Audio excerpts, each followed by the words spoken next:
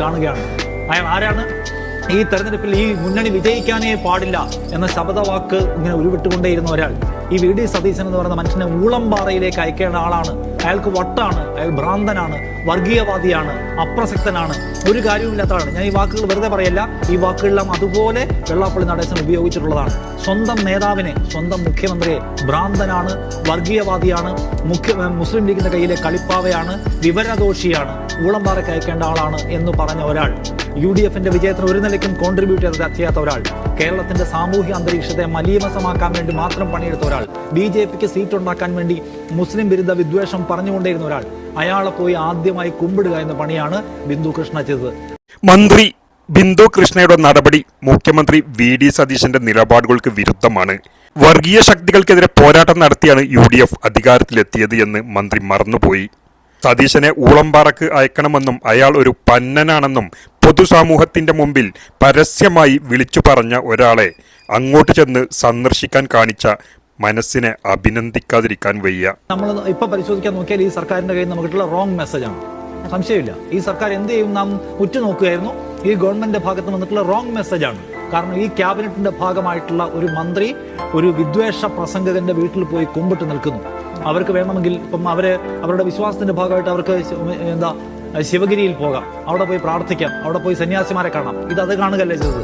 അവരെന്ത് ചെയ്യാണ്? ഒരു വിദ്വേഷ പ്രാസംഗികനായ ഒരാൾ, ഈഴവ സമുദായത്തെ തന്നെ അപമാനിക്കുന്ന വിധത്തിൽ വർഗീയ വിദ്വേഷത്തിന്റെ ഒരു പാട്ടുകാരനായി മാറിയ ഒരാളെ പോയി കാണുകയാണ്.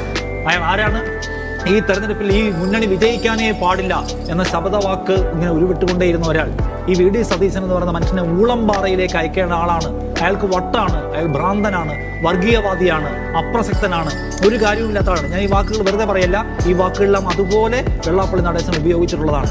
സ്വന്തം നേതാവിനെ, സ്വന്തം മുഖ്യമന്ത്രിയെ ഭ്രാന്തനാണ്, വർഗീയവാദിയാണ്, മുസ്ലിം ലീഗിന്റെ കയ്യിലെ കളിപ്പാവയാണ്, വിവരദോഷിയാണ്, ഊളംപാറയ്ക്ക് അയക്കേണ്ട ആളാണ് എന്ന് പറഞ്ഞ ഒരാൾ, UDF വിജയത്തിന് ഒരു നിലയ്ക്കും കോൺട്രിബ്യൂട്ട് ചെയ്യാത്ത ഒരാൾ, കേരളത്തിന്റെ സാമൂഹ്യ അന്തരീക്ഷത്തെ മലീമസമാക്കാൻ വേണ്ടി മാത്രം പണിയെടുത്ത ഒരാൾ, BJPക്ക് സീറ്റ് ഉണ്ടാക്കാൻ വേണ്ടി മുസ്ലിം വിരുദ്ധ വിദ്വേഷം പറഞ്ഞുകൊണ്ടേയിരുന്ന ഒരാൾ, അയാളെ പോയി ആദ്യമായി കുമ്പിടുക എന്ന പണിയാണ് ബിന്ദു കൃഷ്ണ ചെയ്തത്. അപ്പോൾ ഓരോ മന്ത്രിമാർ അവരുടെ വകുപ്പിൽ നല്ല കാര്യങ്ങൾ ചെയ്തുകൊണ്ടും ജനങ്ങളുടെ ആശയാഭിലാഷങ്ങൾക്കൊപ്പം പ്രവർത്തിച്ചു തുടങ്ങണമെന്ന് ആഗ്രഹിക്കുമ്പോൾ ബിന്ദു കൃഷ്ണ എന്ത് ചെയ്യുന്നു? വിദ്വേഷ പ്രാസംഗികനായ ഒരാളെ പോയിട്ട് കുമ്പിടുകയാണ്. അപ്പൊ നിരാശപ്പെടുത്തിക്കൊണ്ടാണ് അവരുടെ തുടക്കം. ഇതൊരു പ്രധാനപ്പെട്ട കാര്യമുണ്ട്. ഈ വിദ്വേഷ പ്രസംഗത്തിന്റെ കൂടെ ഞങ്ങളില്ല. 1000 തെരഞ്ഞെടുപ്പുകൾ തോറ്റാലും നമ്മൾ മതനിരപേക്ഷതയോട് കോംപ്രമൈസ് ചെയ്യരുത് എന്ന് പ്രസംഗിക്കുകയും അതിന് വലിയ കയ്യടി നേടുകയും ചെയ്ത വി ഡി സതീശൻ തന്റെ ക്യാബിനറ്റ് മെമ്പറായിട്ടുള്ള ഒരാൾ അനാവശ്യമായി പോയിട്ട് ഒരു വർഗീയ വിദ്വേഷ പ്രാസംഗികനെ കണ്ടതിനെ കുറിച്ചുള്ള വിശദീകരണം തരാൻ ബാധ്യസ്ഥനാണ്. അതോ അതിനും ഇന്നിപ്പോ ബിന്ദു കൃഷ്ണയോട് ചോദിക്കുന്നുണ്ട്, നിങ്ങൾ വെള്ളാപ്പള്ളിയെ കാണാൻ പോയല്ലോ എന്ന്. ക്ഷീരദിനാശംസകൾ മറുപടി പറഞ്ഞത് അത് വലിയ മിടുക്കായിട്ട് തോന്നുന്നുണ്ടെങ്കിൽ ബിന്ദു കൃഷ്ണ ഇതിനു മുമ്പുള്ള സർക്കാരിനെയും അതിലെ നേതാക്കന്മാരെ ആലോചിക്കണം.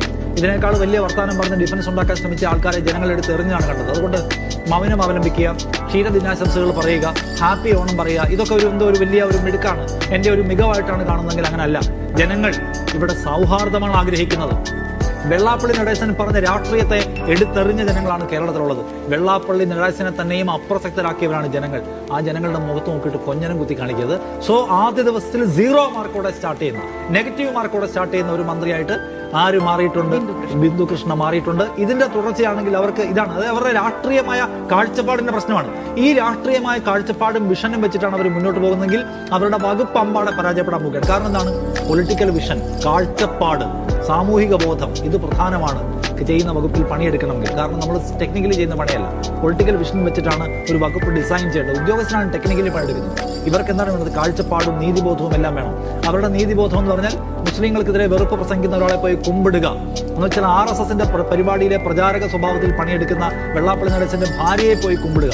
വെള്ളാപ്പള്ളി നടേശനെ മാത്രം കുമ്പിട്ടാ പോരാ, വെള്ളാപ്പള്ളി നടേശന്റെ ഭാര്യയും കൂടി കുമ്പിടണം എന്ന് വിചാരിക്കുന്ന ഒരാൾ എങ്ങനെയാണ് അവരുടെ വകുപ്പിൽ വിഷണറിയായി പ്രവർത്തിക്കാൻ എനിക്കറിയില്ല.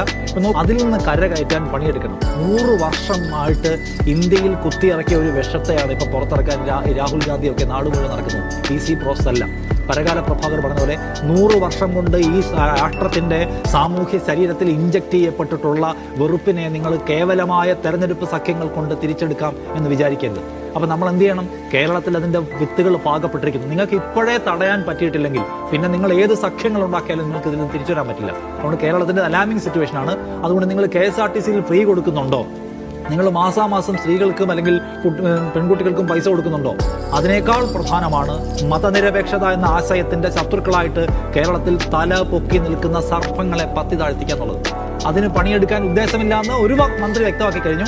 ആ മന്ത്രിയുടെ മുകളിൽ വേറൊരു മന്ത്രിയുണ്ട്, വി ഡി സതീശൻ എന്നാണ് പേര്. നിലപാടിന്റെ രാജാവ് എന്നാണ് അദ്ദേഹത്തെക്കുറിച്ച് അണികൾ ഫ്ലെക്സ് എഴുതി വെച്ചിരിക്കുന്നത്. അദ്ദേഹത്തെ